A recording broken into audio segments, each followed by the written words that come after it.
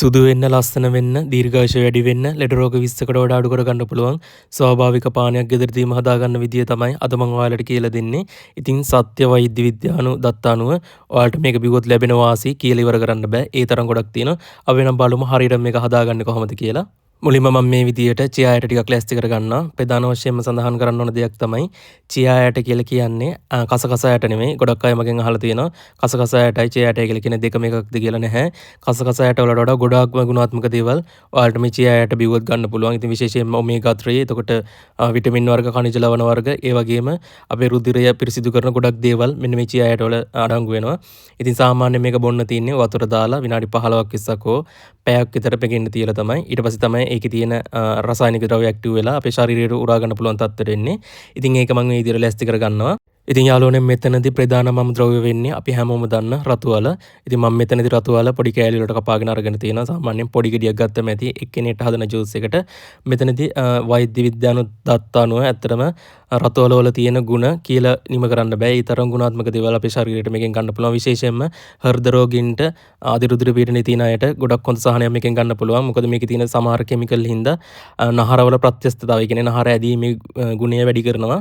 එතකොට රුධිර ගමනාගමනය ගොඩක් ලේසියෙන් අපිට කරගන්න පුළුවන්. එතකොට ඒක ඇස්වල ක්‍රියාකාරීත්වයට, සමේ පැහැපත් වීමට, එතකොට මොළේ ක්‍රියාකාරීත්වයට ගොඩක් හොඳින් බලපානවා. ඉතින් මේකේ විශේෂම කරුණු මම පළවෙනි කමෙන්ට් එකේ පින් කරලා තියෙනවා. ඒක ඔයාලට කියවලා දැනුවත් වෙන්න පුළුවන්. ඉතින් මේක දවසට එකක් පාරක් ගන්න. සාමාන්‍යයෙන් දවසක් කර දවසක් වගේ බොන්න පුළුවන් නම් ඔයාලට මේ ගුණ හැමදාම වගේ ගන්න පුළුවන්. විශේෂයෙන්ම පපුවේ මහන්සිය තියෙන කෙනෙක්ට උනත් මේක ගොඩක් හොඳට බිව්වොත්, මේක හරියටම බිව්වොත් ගොඩක් හොඳ ප්‍රතිඵල ගන්න පුළුවන්. ඒ වගේම තමයි ඔයාලා මේක බිව්වන් පස්සේ අර මේ ටොයිලට් යද්දී පොඩි පාට වෙනස් වීම් තියෙනවා. ඒව එච්චර ගණන් ගන්න එපා. ඒක මේකේ තියෙන වර්ණකේ හින්දා වෙන දෙයක්. ඉතින් මම මේ විදිහට මේ බ්ලෙන්ඩ් කරගත්තා. ලුණු සීනි කිසිම දෙයක් දැම්මේ නැහැ. චියා ඇට ටික දාගත්තා. ඒකට තමයි මම මේ ජූස් එක දාගත්තේ. ඉතින් මේ විදිහට හදාගෙන ඕනම කෙනෙක්ට බොන්න පුළුවන්. ඉතින් ඇත්තටම අතුරු ආබාධ කිසිම දෙයක් මේකේ නැහැ. සාමාන්‍යයෙන් සීනි තියෙන කෙනෙක්ට සතියට දෙතුන් පාරක් බිව්වම හොඳටම ඇති. දවස ගානේ බොන්න යන්න එපා.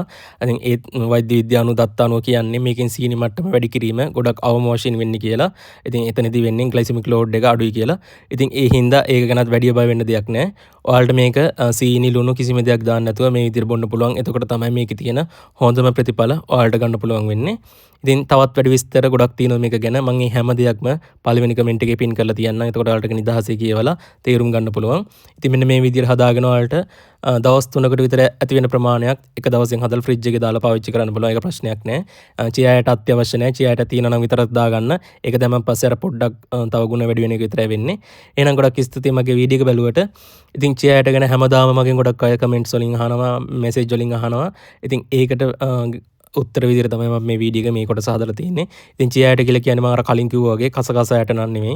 කසකස ඇට වල තියෙන ගුණ වලට වඩා 100,000 ගුණයක් ගුණ මෙන්න මේ චියා ඇට වලින් ඔයාලට ලබා ගන්න පුළුවන්. ඒ ගුණන් මම කමෙන්ට් එකෙන් පින් කරලා තියන්න. විශේෂයෙන්ම ඔමේගා 3, එතකොට ඇස් වලට අවශ්‍ය පෝෂණ කොටස්, සමට අවශ්‍ය පෝෂණ කොටස්, එතකොට රුධිරයේ තියෙන සීනි මට්ටම, කොලෙස්ටරෝල් මට්ටම පාලනය කරන්න අවශ්‍ය පෝෂණ කොටස් හැම දෙයක්ම මේ චියා සීඩ් වල තියෙනවා. ඉතින් ඒ දේවලුන් ඔයාලට සුපර් මාකට් එකකින් මිලදී ගන්න පුළුවන් මේ චියා ඇට පැකට් එකක්.